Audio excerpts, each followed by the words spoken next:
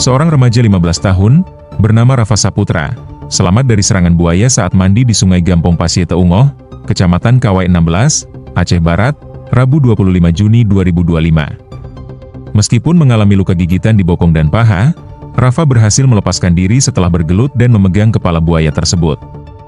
Menurut Keucik Gampong Pasir Teungoh, Irwandi, korban saat itu sedang mandi bersama temannya ketika tiba-tiba buaya muncul dan menerkam. Ia menyebutkan, berdasarkan informasi warga, ada 4 ekor buaya muda yang sering terlihat di sungai tersebut. Keberadaan buaya-buaya itu meresahkan warga karena sungai itu kerap digunakan untuk mandi oleh anak-anak.